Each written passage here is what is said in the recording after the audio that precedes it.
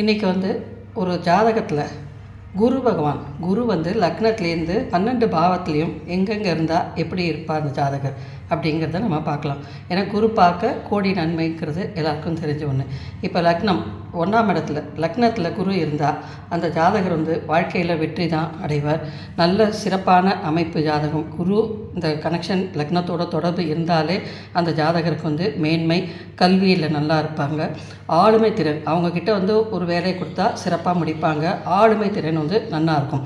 இப்போ 2ஆம் இடத்துல குரு இருக்குன்னு வச்சுங்க, அந்த பேச்சாற்றல், நல்ல சிறந்த பேச்சாற்றல் இருக்கும். அவங்க பேசுறதும் நல்லதே பேசணும். நல்ல பணம் வரக்கூடிய அமைப்பு, செல்வ செழிப்பு இருக்கும். கல்வியும் சிறப்பாக இருக்கும். இப்போ 3ல் குரு இருக்கும்போது இவங்க ஆன்மீக சுற்றுலா இந்த மாதிரி நிறைய பயணங்கள் மேற்கொள்வாங்க. சொற்பொழிவு அந்த மாதிரி இவங்க பேசும்போது அது சிறப்பாக அமையும் அப்படிங்கிறது ஒரு இது இருக்குது. இப்போ 4ல் குரு இருக்கும்போது 4ஆம் இடத்துல தாய் வழிபட்ட அந்த உறவுகளில் இவருக்கு சுகம் இருக்கும். நிறைய வீடு, வண்டி, வாகனம் இந்த மாதிரியான அமைப்பு அவங்களுக்கு எங்கே போனாலும் ஒரு மதிப்பு, அந்த வீடு அமையிறதெல்லாம் சிறப்பாக அமையும். பெரிய வீடாக தான் அமையும் அவங்களுக்கு. இப்போ 5ல் குரு இருக்குது அப்படின்னா பூர்வ புண்ணியஸ்தானம்னு சொல்கிற 5ஆம் இடத்துல குரு இருக்கும்போது அந்த பூர்வ புண்ணிய பலனையும் அவங்க அனுபவிக்காங்க. புத்திர பாக்கியம் நன்னா இருக்கும். இவங்களால் மற்றவங்க அதாவது இவங்களால் மற்றவங்களுக்கு உபயோகமாக இருக்கும். இவங்க எது பண்ணாலும் இவங்க கையில் எது பண்ணாலும் அது அவங்களுக்கு ராசியாக போய் அமையும். அவங்களால எல்லாத்தையும் இது பண்ணுவோம். ஒரு மனசில் ஒரு அமைதி இருக்கும் அப்படிங்கிறது ஒரு கணக்கு.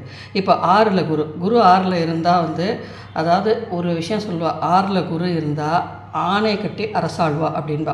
ஏன்னா அவங்களுக்கு பணியாட்கள் வச்சு அவங்களால வேலை வாங்கக்கூடிய திறமை இந்த 6ல் குரு உள்ளவங்களுக்கு இருக்குது. எதிரி அவங்கள்ட்ட ஜெயிக்க முடியாது. அந்த மாதிரியான ஒரு அமைப்பு தான் அது. நோய் தங்காது. அதாவது சின்ன சின்ன உபத்திரம் இருந்தாலும் நோய் தங்காது. இப்போ 7ல் குரு சிறப்பான பார்ட்னர், வாழ்க்கை துணை அமையிறது. ஒரு பார்ட்னர் வச்சு பிஸ்னஸ் பண்ணுறாங்கன்னா அந்த பிஸ்னஸ் ரொம்ப வளமாக எடுத்து கொடுக்கும். 8ல் குரு இருக்கிறவங்களுக்கு பார்த்திங்கன்னா பெரிய டெபாசிட்டோ இல்லை பெரிய பணமோ அவங்கக்கிட்ட நிச்சயமாக இருக்கும். அவங்க இல்லைன்னு சொன்னால் கூட ஏதாவது ஒரு வகையில் சேரும். அந்த மாதிரியான அமைப்பு தான் 8ல் குரு இருக்கிறவங்களுக்கு. 9ல் குரு இருக்கிறவங்களுக்கு பார்த்திங்கன்னா அவங்க ஆன்மீக பயணம், இந்த கோவிலுக்கு நிறையா இப்போ உபகாரம் இதெல்லாம் பண்ணுறாங்க இல்லையா. இப்போ இவங்களுக்கெல்லாம் பார்த்திங்கன்னா கோயில் திருப்பணி பண்ணுறது, அந்த இதில் இது பண்ணுறதெல்லாம் இந்த 9ல் குரு உள்ளவங்களுக்கு தான். 9ல் குரு நிறைய சிறப்புன்றது தெரியும். வெளிநாட்டு பயணம், வெளிநாட்டு தொடர்பு, அதனால் வருமானம், இதெல்லாம் இந்த 9ல் குரு உள்ளவங்களுக்கு இருக்கும். 10ல் குரு, இப்போ தொழில் ஸ்தானத்தில் குரு இருக்கார் அப்படின்னு எல்லோரும் இதுவாக சொல்லுவாள். ஆனால் முதல்ல ஒரு சின்ன கஷ்டத்தை கொடுத்தாலும் நிச்சயமாக பின்னாடி அவங்களுக்கு பெரிய நற்பலனை கொடுக்கும். சமூகத்தில் ஒரு அந்தஸ்தை கொடுக்கும். இவங்க இன்னாருன்றதை காட்டி கொடுப்பாங்க. மரியாதை, இது மதிப்பு எல்லாமே சிறப்பாக இருக்கும். நல்லா சம்பாதிக்கக்கூடிய திறமை இருக்கும். 11ல் இருக்கும்போது மூத்த சகோதரத்தினால இவங்களுக்கு ஆதரவு இருக்கும். அதாவது பெரியப்பா, சித்தப்பா அவங்க உறவு இல்லாமல் இவங்களுக்கு சுமூகமாக இருக்கும். தந்தை வழி உறவுலாம் இவங்களுக்கு சுமூகமாக இருக்கும்.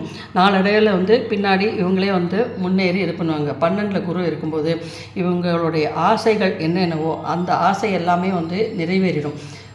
ஒரு அமைதியான வாழ்க்கையில் ஒரு நல்ல ஒரு திருப்தி, ஒரு அமைதி, பிற்கால வாழ்க்கைக்கு உண்டான எல்லா இதுவும் இவங்கள்ட்ட இருக்கும்.